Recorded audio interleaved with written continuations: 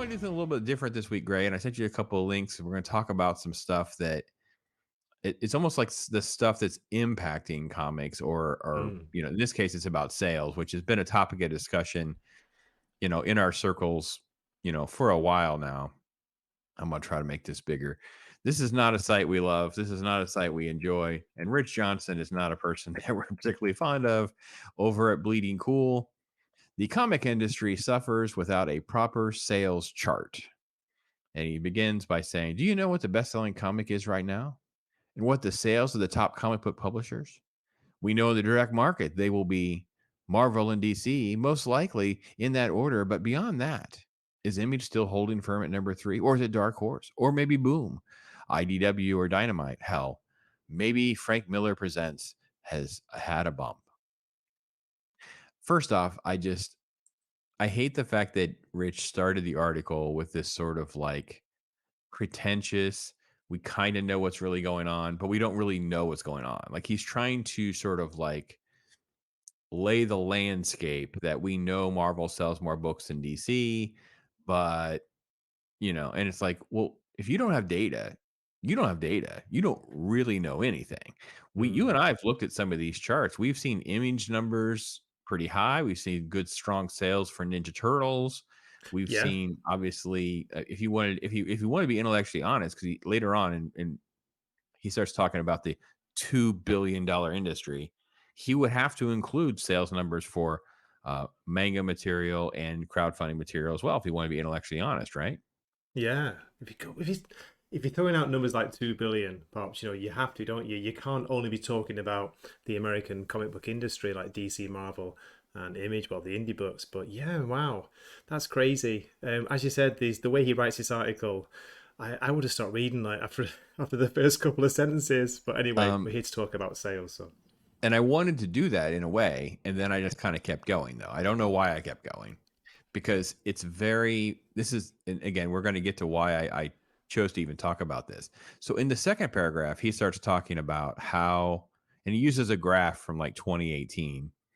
Um, but then he starts talking about how DC left Diamond for Lunar in 2020. And then mm. this is where you get like the self promotion, the Bleeding Cool bestseller list.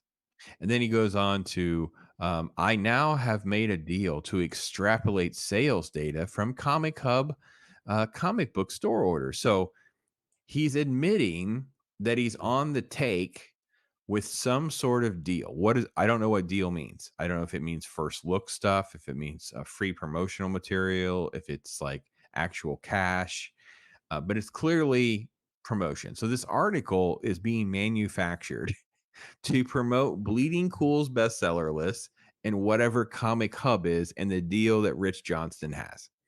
And for those of you at home, it's only going to get worse.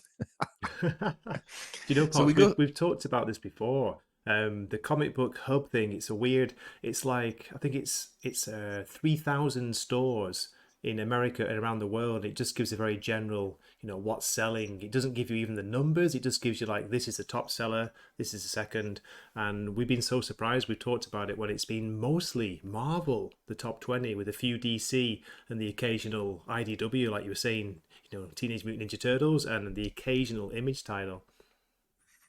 yeah, it's just this sort of generic way of having information. I find the Yeah, site exceedingly difficult to navigate.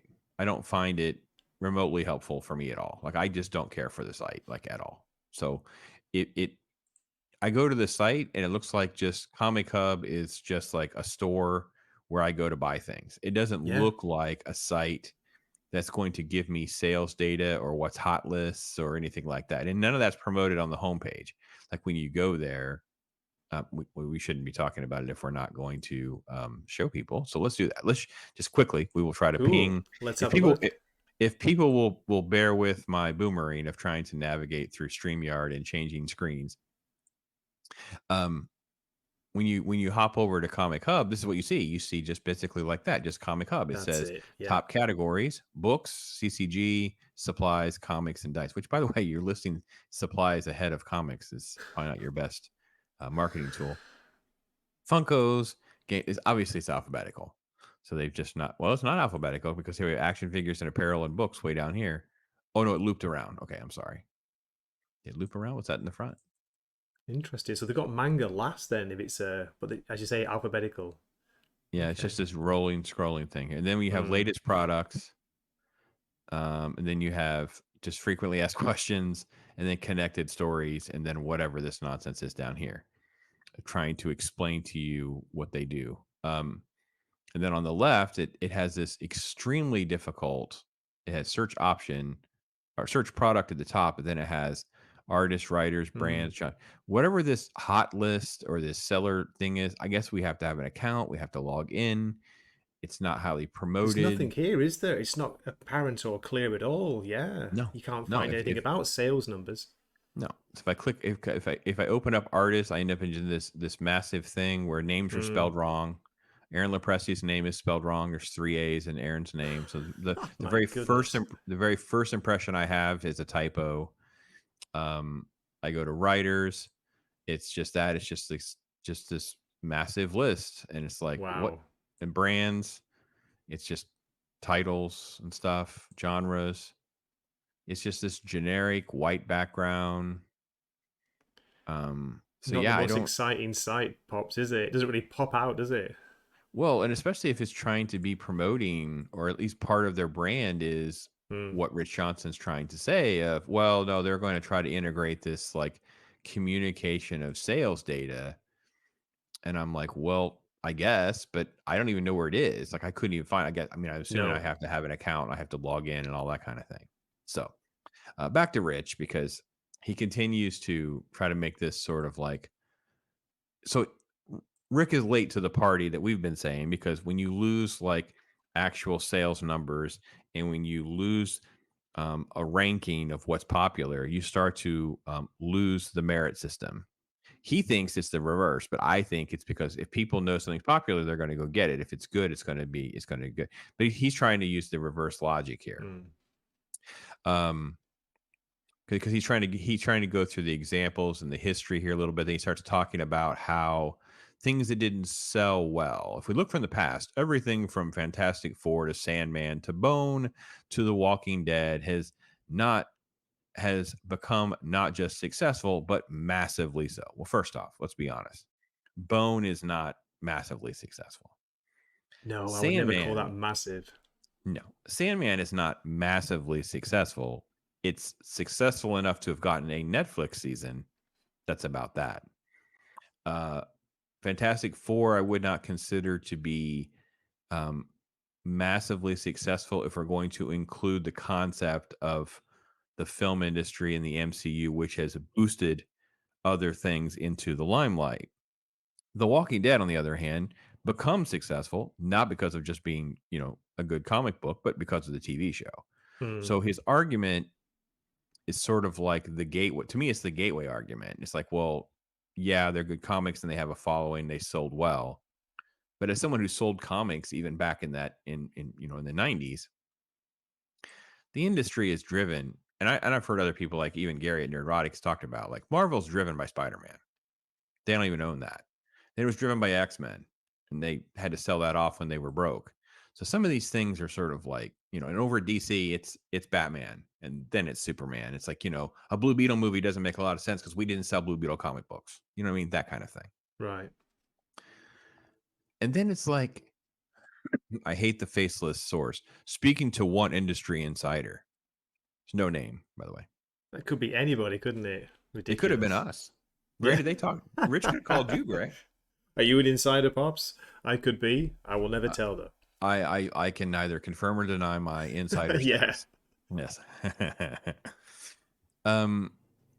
So this was questions about sales figures and whatever, and it says when the Hmm. publisher shared actual numbers with them, retailers were generally shocked. So what they're saying in this article, I'm saving you guys some time, is you put them all in a room, you start having them actually being honest about the comics they sell, where their store is located, the clientele that they have. If they're close to, let's say, a university, that clientele would be different Hmm. compared to, let's say, a smaller town local comic shop, or someone who has a very big online presence versus non-online presence. they will all surprise one another. It would be like, Gray, it'd be like you saying, I sold a lot of comic issues of Nemesis Reloaded, the new Conan book, and Amazing Spider-Man 32. And I'd be like, wow, really? I don't think I even ordered but like 5 copies of Conan. I think I have 3 of them. And I Nemesis is I didn't, and then I'm like, I sold like 50 copies of Batman, and I sold like, Green Lantern, and then I sold like my Spawn books are going well. It's Oh like yeah. it's like it would be like none of that's wrong. It's just the markets are different, the clientele is different, you know, that's just how things are. So it's again, rich Pops, can is I ask just you? terrible. Can I ask Go you at ahead. this point, do you think there are any books on the market right now that are selling over 100,000 copies? Selling, meaning people are actually buying them or Yeah, printing, actually like buying. Not ordering. just going Okay. to stores, but people actually buying. Only manga material. Yeah, I think you're right. Only, yeah, only manga material. I think that they are making 100,000 copies of Batman and Spider-Man, And Spider-Man, yeah. and probably Batman, the main Batman. Yeah, And I think they those will two. sell most of those. I think that most of those over time do sell because of that's who they are, right? Now, I don't think they ultimately sell them at the 3, 4.90, 5.99 cover price or 9.99 cover price for that Hmm. one Spider-Man book. I know, I crazy, think they right? end up I think they end up in dollar bends and $2 bends or bulk sales, things like that over time. But as far as like monthly orders and things like that, no, I don't no. think so. I think they'd be lucky to get 80,000 these days.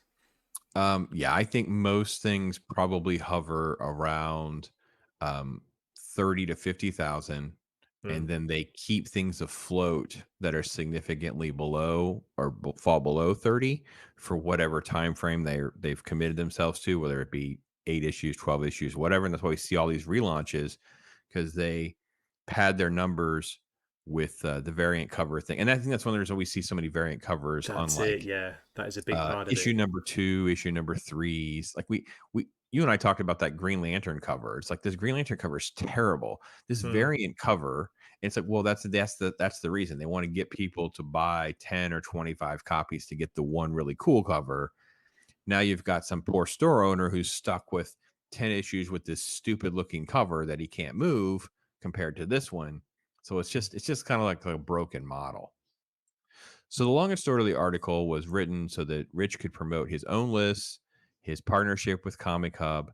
He's trying to make a case for the fact that we don't really know data, and things could be selling well, we don't know about it. He'll say things like, "We hear all about how well something is killing the children is doing issue over issue," and it's like, well, we see the sale price of them going up, but I'm not sure we know that means people are buying more of them. Mm. So if the print run is 20,000 and we have 25,000 customers and we're still only making 20,000 books, the price will continue to go up because the demand is higher and higher and higher.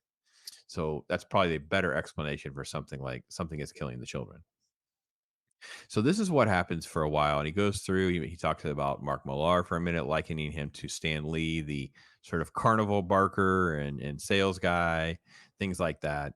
Um, but it's like it's one of these things where he is trying to skirt the issue that we don't have data, and then at the end he says, "Bleeding Cool, but doing the best to try to bring you the first 2 weekly top 10 bestseller lists." And guess what? They're all Marvel, right? They're almost all Marvel. So, this was the first article that I found. And then what was weird, it was I kid you not, like this I'm like, "Wait a minute, there's another article." Like, did he do because as you will see, folks, and as Gray probably saw in the Twitter was like, "Pops, did you send me the same article twice? Like, what did you do here?" I'm like, "No, no, I did not, Gray. I actually sent you a completely different article." Um, I've never heard of bec the Bleeding Cool bestsellers list, by the way. Never heard yeah, of it, never looked at it once. no, I don't go to their site. This is just some random thing. It Oh, just popped up as a suggestion, and I was like, "What is yeah. this?" And that's yeah. Okay. Um, and the graph is the same, but the article starts. They all want comics sale source. And then he starts last week. Now it's dated the 31st. The previous article is dated the 28th. So it's been 3 days for Rich.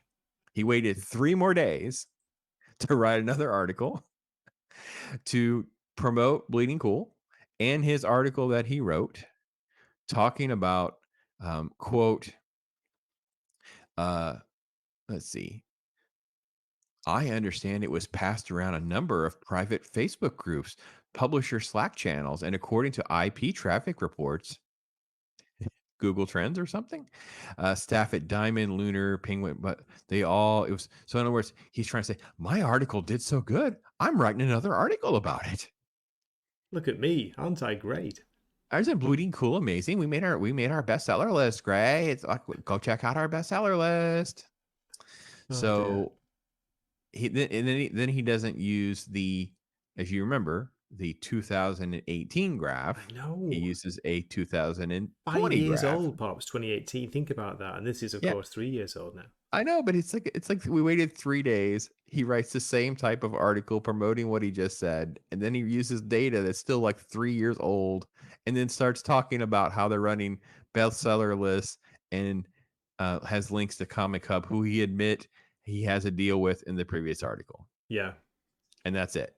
And you're like, Rich Johnson has prostituted himself out to try to sound like people want sales data because he's on the take with Comic Hub to promote sales data.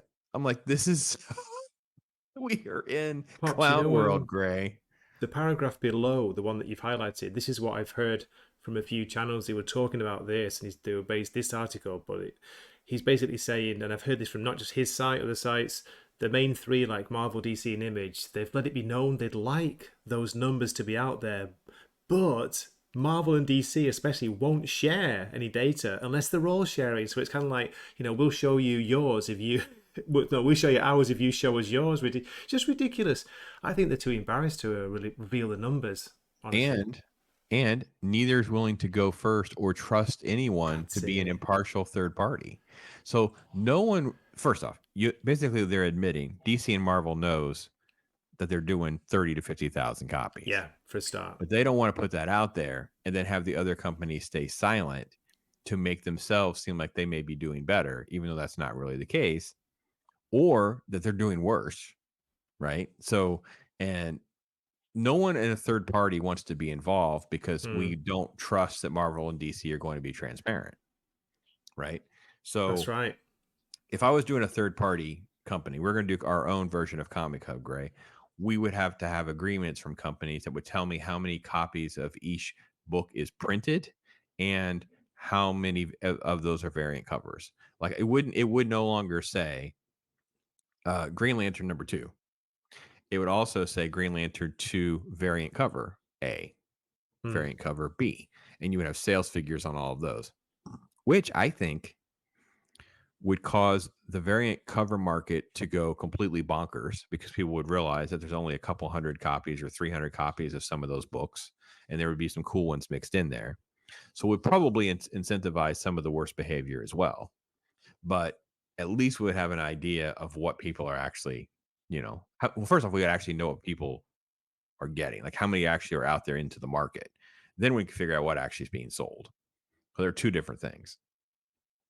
So we're told we need sales data from a guy who is getting paid to tell us that we need sales data and then decides to make bestseller lists so he can promote the fact that he's told that we need best-selling data.